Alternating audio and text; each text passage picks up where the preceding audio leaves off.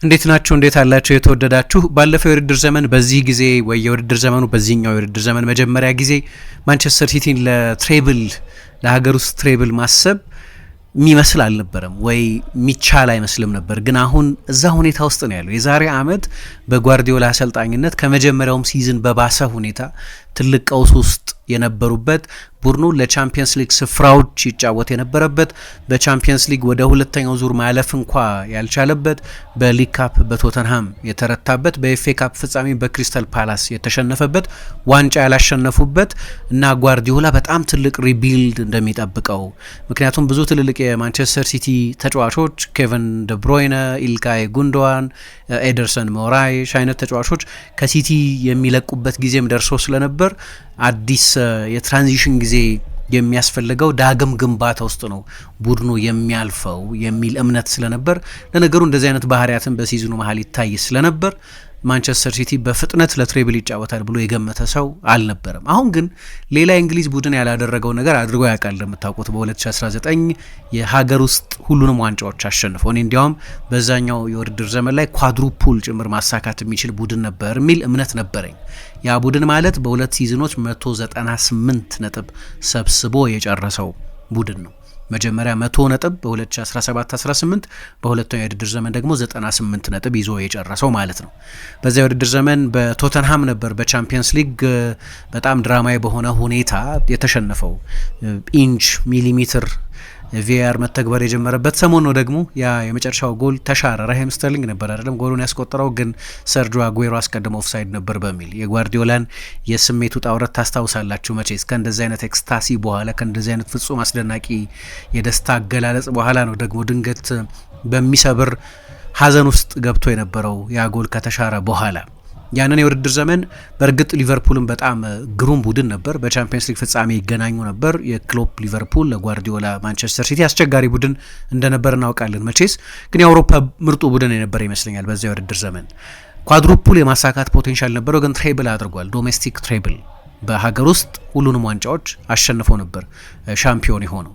አሁን ይሄኛው በሽግግር ውስጥ እንዲያልፍ የተጠበቀው ቡድን ይሄንን ታሪክ ሌላ ከዚህ በፊት ማንም ቡድን አድርጎት የማያውቀን ነገር ለነገሩ ፕሮፐር ትሬብል የሚባለውን ወይም ቻምፒየንስ ሊግን የጨመረውንም ትሬብል 2022-23 የውድድር ዘመን ላይ በታሪክ ሁለተኛው ብቻ የእንግሊዝ ቡድን በመሆን አሳክቶት ያውቃል። አሁን እንግዲህ በጓርዲዮላ አሰልጣኝነት ትሬብል ሊሆን ይችላል። ትሬብል ማለት ከዚህ በፊት ደብል ትሬብል ነበረው። ሁለት ጊዜ የተለያዩ አይነት ቢሆኑም ትሬብሎች አሳክቶ ነበር። አሁን ደግሞ ሌላ ትሬብል ማሳካት የሚችልበት እድል አለው። አንዱን ዋንጫ ወስዷል። የሊግ ካፕ አሸናፊ ነው። አርሰናልን በፍጻሜ ጨዋታ ረትቶ ለሁለተኛው የካፕ ውድድር ፍጻሜ ደርሷል። ሳውዝሃምፕተንን በግማሽ ፍጻሜው ጨዋታ ካሸነፈ በኋላ በኤፍኤ ካፕ በሜይ አጋማሽ ለሚደረገው ፍጻሜ ደርሷል። ከቼልሲና ከሊድስ አንደኛውን ይገጥማል። የትኛውንም ቡድን ቢገጥም ዋንጫው አሸናፊ ፌቨራይት የመሆን የበለጠ ግምት የሚሰጠው ለሲቲ መሆኑ መቼስ የሚጠበቅ ነው።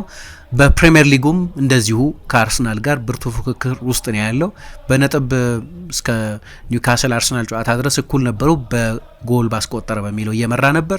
በሞመንተም ካያችሁት ሲቲ አድቫንቴጅ ያለው ይመስላል። በልምድም በአሰልጣኙ ዋንጫዎች የማሸነፍ ታሪክም እንደዚሁ ማቴማቲካሊ ከሞላ ጎደል እኩል እድል ነው ያላቸው። ግን ምናልባት እንግዲህ ይሄኛው የውድድር ዘመኑ ወቅት የሜንታሊቲ ጉዳይ የበለጠ አስፈላጊ የሚሆንበት ነው። ሲቲ ደግሞ ያ በብዛት አለው እና ስለዚህ ስፔሻል የውድድር ዘመን ሊሆን ይችላል። እንዳልኩት ባለፈው የውድድር ዘመን በዚህ ወቅት ላይ ሆነን ይሄንን ማሰብ ይቸግር ነበር ብቻ ሳይሆን ይሄ የውድድር ዘመንም ሲጀመር ማንቸስተር ሲቲ ከመጀመሪያዎቹ 3 ጨዋታዎች 2ቱን ተሸንፎ ነበር የጀመረው እና ያኔም ቢሆን ተመሳሳይ ጥያቄ አለ። ምናልባት በጣም ረጅም የውድድር ዘመን ሳይሆን አይቀርም ለማንቸስተር ሲቲ የሚል እሱ ብቻ ሳይሆን 2026ም ይሄኛው አሁን የገባንበት የአውሮፓውያን ዓመት ሲጀመርም የመጀመሪያዎቹን 3 ተከታታይ ጨዋታዎች አቻ በመለያየት ስለነበር የጀመረው ይሄ ኮንሰርን የቆየ ኮንሰርን አይደለም። እስከ ቅርብ ጊዜ ድረስ የነበረ ስጋት ነው። እሱ ብቻ ሳይሆን በቅርብ ጊዜ ተከታታይ የፕሪሚየር ሊግ ጨዋታዎችን ቼልሲና አርሰናልን ከማሸነፉ በፊት በኖቲንግሃም ፎረስትና በዌስትሃም ዩናይትድ ነበር ነጥብ አጥቶ የነበረው ወይም በእነዚያ ጨዋታዎች በጊዜው በጣም ውድ ይመስሉ የነበሩ 4 ነጥቦችን ጥሎ ስለነበር ያንን ትራንዚሽናል ሲዝን ነው የሚለው ስሜት ነበረ።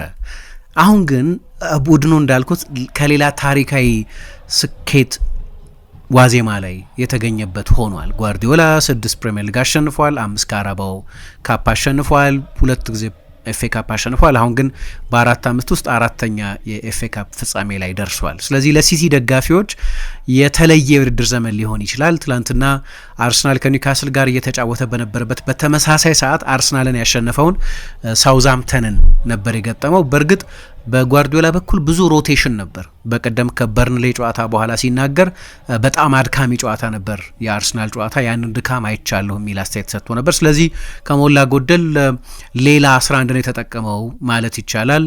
ከባክ ፎር ውስጥ ኑኔስ ብቻ ነበር የቀጠለው ከመደበኞቹ ማለት ነው። በእርግጥ ራያን ኤይት ኑር የባለፈውን ጨዋታ ጀምሮ ነበር፣ ግን አኬና ስቶንስ፣ ኮቫቺች እና ጎንዛሌዝ ደግሞ ከፊት የበለጠ የማጥቃት ዝንባሌ ያላቸው ፎደንና ራይንደርስ፣ አጥቂው ማርሙሽ ሁሉ በቅርብ ጊዜ በሚደረጉት የማንቸስተር ሲቲ የፕሪሚየር ሊግ ጨዋታዎች ላይ ጀማሪዎች አይደሉም። 3 ተጫዋቾች ብቻ ናቸው የባለፈውን የበርንሌን ጨዋታ የጀመሩ ተጫዋቾች በድጋሚ ይህንንም ጨዋታ የጀመሩት። ራያን ኤይት ኑሪ፣ ማቴዎስ ኑኔስ እና ራያን ሼርኪ ብቻ ናቸው የጀመሩት። ስለዚህ 8 ተጫዋቾች ሮቴሽን ነበር ከግብ ጠባቂው ጄምስ ትራፎርድ ጨምሮ ማለት ነው። እና እኔ ብዙ ጊዜ ምን እላለሁ፣ ምንም እንኳ የባላጋራው ቡድን የቻምፒየንሺፕ ቡድን ነው ቢባልም ግን የቶም ኤከርት ቡድን አርሰናልን ማሸነፉ ብቻ ሳይሆን በቻምፒየንሺፕም በጣም በጥሩ ፎርም ላይ ያለ ቡድን፣ በፕሌይኦፍ ከ1 እስከ 6 ያለውን ስፍራ ይዞ ለማጠናቀቅ ትልቅ እድል ያለው፣ ኤፕስዊችን በሚቀጥለው ሳምንት አጋማሽ የሚያሸንፍ ከሆነ ወደ ፕሪሚየር ሊግ ለመምጣት በሚያስችል ሁኔታ ውስጥ የተገኘ ቡድን ነው። በእርግጥ የኖካውት ጨዋታ ይጠብቃቸዋል እና አስቸጋሪ ጨዋታ ነበር። ግን በሲቲ በኩል ሁልጊዜም አንዱ ችግር ከአንድ ጨዋታ ወደ ሌላ ጨዋታ ይሄን ያህል ሮቴሽን በምታደርጉበት ጊዜ፣ ማሲቭ ሮቴሽን በሚሆንበት ጊዜ የምትፈልጉትን አይነት የአጨዋወት ውህደት ለማግኘት ይቸግራል እና ይሄው በተለይ በመጀመሪያ አጋማሽ ትላንትና ማየት ይቻል ነበር። ሲቲ ዶሚናንት ነበር እንደምትጠብቁት፣ ግን በመጀመሪያው አጋማሽ የሲቲ ኤክስጂ 0.4 ብቻ ነበር። አንድ ኦን ታርጌት ብቻ ነበር የነበረው። ምንም ትልቅ የጎል እድል አልፈጠረም። በእርግጥ በሳውዛምፕተን በኩል ምንም ሙከራ አልነበረም በመጀመሪያ አጋማሽ። ስለዚህ በትግል ነበር ሲቲ ይህንን ጨዋታ ማሸነፍ የነበረበት። ፊናዛዝ በጣም አስደናቂ ጎል ነበር ያስቆጠረው። እንግዲህ ከ50 ዓመት በፊት ነው ሳውዛምፕተን የኤፍኤ ካፕ ሻምፒዮን የነበረው። ፋይናል ደርሶ ያውቃል። 2003 ላይ ፍጻሜ ደርሶ በአርሰናል 1-0 ተሸንፈው ነበር።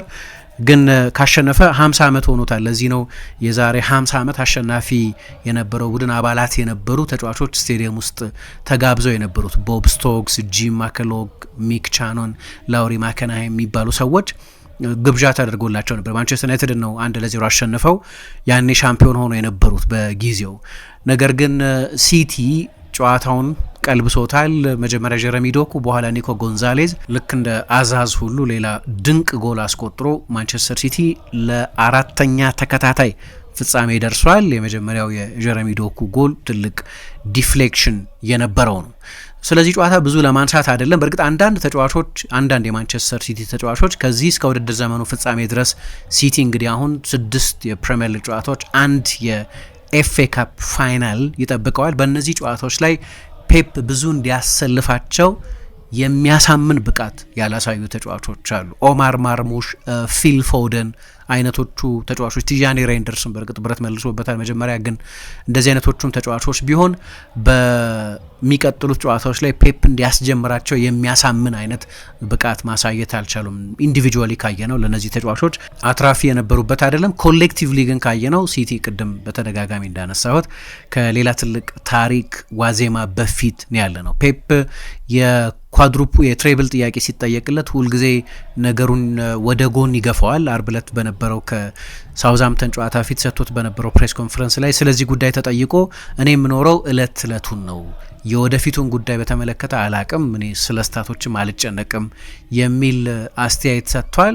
ግን ቡድኑ ያንን መድገም የሚችል ይመስላል። ፕሪሚየር ሊጉን ባለፈው ለጥቂት ቀናትም ቢሆን መምራት ጀምሮ ነበር። ቀላል ለማይባሉ ሰዎች አሁን የፕሪሚየር ሊጉ ፌቨራይት ነው። ለኤፍኤ ካፕ ፍጻሜ ደርሷል። የኤፍኤ ካፕ ፌቨራይት ነው።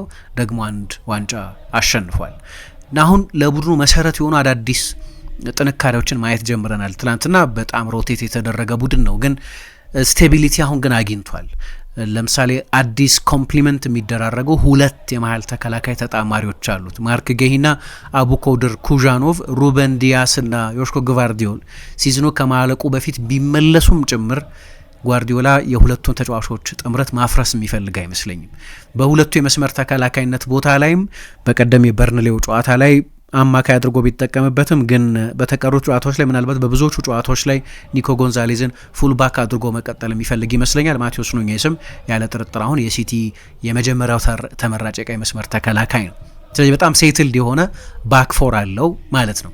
ከዚህ ባሻገር የውድድር ዘመኑ መጨረሻ ላይ ከክለቡ ጋር የሚለያየው ቤርናርዶ ሲልቫን ጠለቅ ባለሚና አሰልጣኙ መጠቀም መጀመሩን ተከትሎ አንደኛ ከሮድሪ ጋር የፈጠረው ኮምቢኔሽን በጣም አስደናቂ ነው። ሁለተኛ ግን ለእንደ ራያን ሼርኪ አይነቱ ተጫዋች የእንቅስቃሴ ነጻነት ፈቅዶለታል አሁን ምክንያቱም አሁን ራያን ሼርኪ የበለጠ የኦርኬስትሬተር የመሆን የበለጠ ማጂክ እንዲፈጠር የሚጠበቅ ተጫዋች ሆኗል። ምንም ጥያቄ የለውም። በትልልቆቹ ጨዋታዎች ሳይቀር ጀማሪ ነው። እንዲያውም እዚህ ጨዋታ ላይ ራሱ መሰለፉ የሳውዛምፕተን ጨዋታ ላይ መሰለፉም ፔፕ አሁን በሁሉም ጨዋታ ላይ ሜዳ ውስጥ ሊያገኘው እንደሚፈልግ የሚያሳይ ነው። ከዛ ደግሞ ኤርሊንግ ሃላንድ በቅርብ ጊዜ በሚገባ ጎሎች ማስቆጠር ጀምሯል። የትላንትናው ጨዋታ ሳይጨምር ባለፉት 4 ጨዋታዎች 5 ጎሎች አስቆጥሯል። ስለዚህ በጥሩ ጊዜ ያንን ጎል የማስቆጠር ፎርም መልሶ ማግኘት ጀምሯል። ከዚህ ባሻገር የኒኮ ኦራይሊ የግራ ፉልባክ ሆኖ መጀመር ብቻ ሳይሆን የተጋጣሚን ቡድን የፍጹም ቅጣት ምት ሳጥን ከተለመዱት የግራ መስመር ተከላካዮች በተለየ ሁኔታ ነው የሚያጠቃው። እንደ መስመር ተከላካይ ብቻ አፔንዳውን እንደ መስመር ተከላካይ ላይታች እያለ የሚጫወት ወይ ኢንቨርት የሚያደርግ የመስመር ተከላካይ እንደሚያደርገው በቡድኑ የኳስ ቁጥጥር ጊዜ ሁለተኛ 6 ቁጥር የሚሆን ብቻ አይደለም። እንደዚህ አይነት ሲምፕል ሚና ብቻ አይደለም የሚወጣው፣ የበለጠ ዳይናሚክ ነው። የፍጹም ቅጣት ምት ሳጥን ውስጥ ይገኛል እና የባለፈው የአርሰናል ጨዋታ ላይ የማሸነፊያውን አሲስት የሰጠው እሱ ነው። ከአርሰናል ጋር በተደረገ የሊግ ካፕ የፍጻሜ ጨዋታ 2 ጎሎች ያስቆጠረው እርሱ ነው። ከቼልሲ ጋር በነበረው ጨዋታ እነዛን በጣም አስፈላጊ የሆነውን የመጀመሪያ ጎል ያስቆጠረው እሱ ነው። ስለዚህ የሱ የግራ መስመር ተከላካይ ሆኖ መሰለፍ ብቻ ሳይሆን ባለፈው የውድድር ዘመን መጨረሻም ያደርግ እንደነበረው በዚህኛውም የውድድር ዘመን መጨረሻ አካባቢ ያንን ለባላጋራ ቡድን ትራክ ለማድረግ የሚያስቸግር ሩጫ ማርክ ብታደርጉት ለሌሎች ተጫዋቾች የበለጠ ስፔስ ትሰጣላችሁ፣ ግን ደግሞ በትተውት እንደዚህ አይነት አደገኛ ዞኖች ላይ ይገኛል። ስለዚህ ይህም በጣም በጣም በጣም አስፈላጊ ቺት ኮድ ሆኗል ለሲቲ። ደግሞ የሮድሪ መመለስ በዚህኛው ጨዋታ ላይ አልነበረም፣ አልተሳተፈም፣ ልክ እንደ በርንሌው ጨዋታ ሁሉ ማለት ነው። ግን የሮድሪም መመለስ ወደ ፎርም መምጣት መጀመር ከዛ ጉዳቱ ከተላቀቀ በኋላ ይሄም በጣም አስፈላጊ ነገር ነበር። እንግዲህ የሚመለስ ከሆነ አሁን የግሮይን ጉዳት ነው የተባለው፣ የጉዳቱ መጠን ይሄን ያህል ነው ተብሎ በጊዜ የተቀመጠ አይመስለኝም። ግን በዚህ በሳውዛምፕተኑ ጨዋታና ቀጥሎ በሚደረገው የኤቨርተን ጨዋታ መሀል የ9 ቀን እረፍት አለው። እንዲያውም አይ ቲንክ 3 ቀን እረፍት ሰጥቷቸዋል ፔፕ ጓርዲዮላ። በደንብ ሪከቨሪ ማድረግ እድል አላቸው አሁን። በዛ መሀልም ሮድሪ ከጉዳት ሊመለስ ይችላል። ጉዳቱ ያን ያህል ከባድ አይመስልም፣ ግን በቅርብ ጊዜ ከነበረው የጉዳት ታሪክ አንጻር የበለጠ መጠንቀቅ የፈለጉ ይመስላል። ከሁሉ በላይ ደግሞ በዚህኛው ጊዜ የራያን ሼርኪ ፎርም ብዙ ተስፋ የሚሰጣቸው ይመስለኛል። ይሄ የፕሌይግራውንድ ተጫዋች የሚሉት ነው። እንደምታውቁት ብዙ ትሪኮች አሉት ነው። ኢቨን በቀደም ከበርንሌ ጋር በነበረው ጨዋታ የሲቲ ማጥቃት በጣም የተዋጣለት ነበር እንኳ ባይባል፣ ግን ሲቲ በሚያጠቃበት ጊዜ የሆነ ነገር ሊፈጠር ይችላል የሚል ኢምፕሬሽን የሚሰጣችሁ እሱ ኳስ በሚይዝበት ጊዜ ነው። ደግሞ ከሁሉ በላይ ባህሪውን ካያችሁት አሁን ጫና ያለበት ጊዜ ነው አይደለም? ለሁሉም ቡድን ለሲቲም አይነት የማሸነፍ ከፍተኛ ልምድና ታሪክ ያለው ቡድን ቢሆን የቁርጡ ጊዜ ነው። አሁን ምን እንደምታገኙ ምን እንደምታጡ የምታውቁበት ጊዜ በመሆኑ ምክንያት በጣም ልምድ ላላቸው ተጫዋቾችም ቢሆን መቼስ ጫና ፊልም የሚያደርጉበት ጊዜ ነው። ግን እሱ አንድ የሚለይ ነገር አለው። ጫና የሚሰማው ሰው አይመስሉም። እንዲሁ ካራክተሩን ስታዩት በጣም ሪላክስድ ነው፣ ነንሻላንት የሚሉት ነገር። ልክ አንዳንድ ጊዜም ሰዎች በሱ ላይ በፈረንሳይ በነበረበት ጊዜ ሲቆጡ ወይም ሲተቹት ሲሪየስ አይመስልም የሚሉ ሰዎች አሉ። እኔ ሲሪየስ ወይም አንሲሪየስ ከመሆን ይልቅ ሪላክስድ ነው የሚል ትንሽ የተፍታታ አይነት ካራክተር ያለው ተጫዋች ነው እና ጫናው በጣም በሚያይልበት ጊዜ እንዲህ አይነት ለመጫወት ፍርሃት የሌለበት፣ ሪስክ ለመውሰድ ፍርሃት የሌለበት፣ ክህሎቱን በተሟላ ሁኔታ ለመጠቀም ፍርሃት የሌለበት ተጫዋች መሆኑ በጣም አስፈላጊ ይመስለኛል። እንደ ትልቅ ኤክስ ፋክተር ሊቆጠር ይችላል እና ስለዚህ ሲቲ ያንን ታሪክ መድገም የሚችልበት ነው። ተጫዋቹን ደግሞ በተለይ ራያን ሼርኪን እንደፈለገ ክሬቲቭ እንዲሆን ከኋላ በጣም ጥሩ ፕላትፎርም አለ። የቡድኑ ባለልምድ ተጫዋቾች ሮድሪና ቤርናርዶ ሲልቫ ሁለቱ ጠለቅ ያሉት አማካዮች ናቸው እና ይህም በጣም አስፈላጊ ነገር ይመስለኛል የነዚህ ተጫዋቾች ከጀርባ መኖር። ደግሞ የማሸነፍ ፎርሙላውን አሰልጣኙ ካገኘ በኋላ የላይናፕ ለውጥ አሁን ትላንትና ብዙ ለውጥ አደረገ እንጂ ከሞላ ጎደል ተመሳሳይ 11 ነው እየተጠቀመ ያለው። ባለፈው ሳነሳ እንደነበረው ከማርች ኢንተርናሽናል ብሬክ በኋላ ጓርዲዮላ በሶስት ጨዋታዎች 12 ተጫዋቾችን ብቻ ነበር የተጠቀሙ። በመሀል ከሊቨርፑል ጋር በነበረው ጨዋታ የትራፎርድ መሰለፍ ካልሆነ በስተቀር ለሌላ ለውጥ አላደረገም። ከአርሰናል ጋር በነበረው ጨዋታ ጌሂ መሰለፍ አይችል ስለነበር ናታን አኬን የተጠቀሙ። ስለዚህ ሴትልድ 11 አለው። ከሪያል ማድሪዱ ጨዋታ በኋላ እስከ ሳውዝሃምፕተኑ ጨዋታ ወይም እስከ በርንሌው ጨዋታ ድረስ 13 ተጫዋቾች ብቻ ናቸው የጀመሩት። ስለዚህ በጣም የተረጋጋ ላይናፕ አለው። ይህም አስፈላጊ ነው። በእርግጥ የጉዳቶች ሁኔታ ይሄ እንዲሆን መፍቀድ አለባቸው፣ ግን ቡድኑ ከሞላ ጎደል ተመሳሳይ ላይናፕ ላይ ያለው ሼርኪን ሳነሳ ለምሳሌ ከቼልሲው ጨዋታ በፊት በነበሩት 10 የፕሪሚየር ሊግ ጨዋታዎች 4ቱን ብቻ ነበር የጀመረው። አሁን ግን ሁሉንም ጨዋታ የሚጀምር ተጫዋች ነው እና የፕሮዳክሽን መጠኑም በጣም ከፍተኛ ደረጃ ላይ ደርሷል። በየ104 ደቂቃው ጎል ያስቆጥራል ወይ አሲስት ይሰጣል። ባለፉት ጥቂት ጨዋታዎች ደግሞ በየ80 ደቂቃው አንድ አሲስት ይሰጣል። እሱም ትልቅ ኤክስ ፋክተር ሆኖ ለቡድኑ አገልግሎት ሲሰጥ እያየን ነው። ፔፕ የመከላከል ግዴታውን እንዲዘነጋ አይፈልግም፣ ግን ይሄ ተጫዋች በተለይ የተሰጠው የማጥቃት ነጻነት በጣም አስደናቂ ነው። እግር ኳስ እንደምታውቁት አሁን ከጀነራል ፕሌይ ይልቅ ወይም ከኦፕን ፕሌይ ይልቅ ወይም በክፍት ጨዋታ የጎል ዕድል ለመፍጠር ከመሞከር ይልቅ በጠቅላላው የእንግሊዝ እግር ኳስ አዝማሚያ በተለይ የበለጠ በቆሙ ኳሶች ላይ፣ በመልስ ውርወራዎች ላይ፣ በማዕዘን ምቶች ላይ፣ በቅጣት ምቶች ላይ ያተኮረ እንደሆነ እናውቃለን። ይሄ ጠቅላላ የሊጉ አዝማሚያ ነው። ከዚያ አዝማሚያ አንጻር ካየ ነው እንዲሁም ሲቲ 20ኛ ነው። የረጅም ኳስ ፕሮፖርሽኑን የቆሙ ኳስ ፕሮፖርሽኑን ሁሉ ብትወስዱ ፔፕ ያንን መንገድ እየተከተለ አይደለም። አዳፕት ያደረጋቸው ብዙ ነገሮች አሉ በትክክል በግልጽ የሚታዩ፣ ግን ደግሞ ሲቲ ከሌላው ከጠቅላላው የፕሪሚየር ሊግ አዝማሚያ አንጻር ካያችሁት አሁንም ከፍ ያለ የኦፕን ፕሌይ ቻንስ ክሬሽን ያለው ነው እና የሼርኪ መሰለፍ ደግሞ ይህንን የበለጠ ከፍ ያደርጋል። ብዙ ቡድኑ የሚታዩበት ጥንካሬዎች አሉ። ይህንን የሚያሳካ ከሆነ እንግዲህ ትልቅ ጥያቄ ያለ እንደምታውቁት በውድድር ዘመኑ መጨረሻ ጓርዲዮላ ሊለቅ ይችላል የሚል ፔፕ በአንዳንዶቹ አጋጣሚዎች ያልተብራራ መልስ ሰጥቶባቸው ያልፋል። በሌሎቹ አጋጣሚዎች እስከ 2027 ድረስ ኮንትራት አለኝ ይላል። ኮንትራት የሚያስረው አይመስለኝም። ጓርዲዮላን ለመልቀቅ በሚወስንበት ጊዜ ለቆ ይሄዳል። ሲቲም ያ እንዲሆን ፋሲሊቴት ያደርጋል። እንደምታውቁት ከአንዳንድ አሰልጣኞች ጋር ስሙ ይነሳል። ኤንዞ ማሬስካ ስም ነው በተደጋጋሚ ሲጠቀስ የምንሰማው የጓርዲዮላ ተተኪ ሊሆን ይችላል በሚል። የሚለቅ ከሆነ ግን መልቀቁን የሲቲ ደጋፊዎች በፍጹም ማሰብ እንደማይፈልጉ ገምታለሁ። የምናወራው ስለ ጓርዲዮላ ስለሆነ። ነገር ግን የሚለቅ ከሆነ ግን ትሬብል አሳክቶ እንደመልቀቅ ያማረ ፍጻሜ የለም። ያንንም ያደርገው ከሆነ ልዩ ዓመት ይሆናል። በእርግጥ ትሬብልም ባይሆን ደብልም አሳክቶ ቢያጠናቅቅ ውብ ፍጻሜ ይሆናል። ሊጉንም አሸንፎ ብቻ ቢያጠናቅቅ ውብ ፍጻሜ ይሆናል። አሌክስ ፈርጉሰን የፕሪሚየር ሊግ ሻምፒዮን ሆኖ ነው የለቀቁት።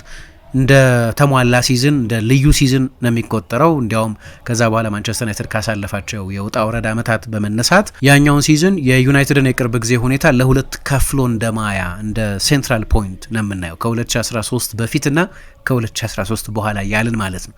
ስለዚህ አንድ ትልቅ ዋንጫ አሸንፎ መጨረስም ብቻውን የተሟላ ፍጻሜ ያደርገዋል። ግን ትሬብል የሚያሳካ ከሆነ ግን የበለጠ ልዩ የሚሆን ይመስለኛል። የጓርዲዮላ ቡድን በዛ አይነት በጣም አስተማማኝ ሁኔታ ውስጥ ነው ያለው። ብዙዎቹ ጥንካሬዎቹ የጓርዲዮላ ቡድን መታወቂያ የሆኑ ጥንካሬዎችም በተለይ በቅርብ ሳምንታት በሚገባ መታየት ጀምረዋል። ይሄኛው ጨዋታ አስቸጋሪ ነበር። ግን አስቸጋሪ የሆነበት ምክንያት ቅድም እንደጠቀስኩት አንደኛ መቼስ የካፕ ሴሚፋይናል አይደል እና በዚህ ጊዜ ቀላል የሚባል ጨዋታ የለም። ሳውዝሃምፕተን አርሰናልን አሸንፎ ነው የመጣው። በጥሩ ፎርም ላይ ነው ያለው። 10 ምናምን ጨዋታዎችን ሳይሸነፍ የተጓዘ ቡድን ነው በቻምፒየንሺፕ ያለ ቡድን ቢሆንም። ሁለተኛ ደግሞ በሲቲ በኩል ከፍ ያለ ሮቴሽን አለ እና ያም ደግሞ የበለጠ በተለይ ያንን የምትፈልጉትን ኮሄዥን ማምጣትን አስቸጋሪ ያደርገዋል። ግን በሁለቱ አጋማሽ ብቻ 20 ሙከራ ነው ያደረገው። 1.66 ኤክስጂ ነበረው። ቶሎም ነው ሪስፖንድ ያደረገው እንጂ ጎሉ በተቆጠረበት ጊዜ ያሰጋ ነበር። በሁለቱ አጋማሾች መካከል ልዩነት አለ። የመጀመሪያ አጋማሽ ብዙ ኳስ ተቆጣጥሯል። ሁለቱ አጋማሽ ግን የበለጠ ኳስ ተቆጣጥሯል ብቻ ሳይሆን የበለጠ አደገኛ ነበር። ጎል ተቆጥሮበታል። አዎ ግን ቶሎ ደግሞ ሪስፖንድ አድርጓል። ብዙ ጊዜ የሻምፒዮን ቡድኖች ካራክተር እሱ ነው፣ ለትልልቅ እንደዚህ አይነት ሁኔታዎች የሚሰጡት ጠንካራ ሪያክሽን ማለት ነው እና ያም ባህሪ በሲቲ ላይ ይስተዋል ነበር። ፍጻሜ ደርሰዋል። በሌላ የካፕ ውድድር በፕሪሚየር ሊጉም በጣም በጥሩ ሁኔታ ላይ ነው ያሉት።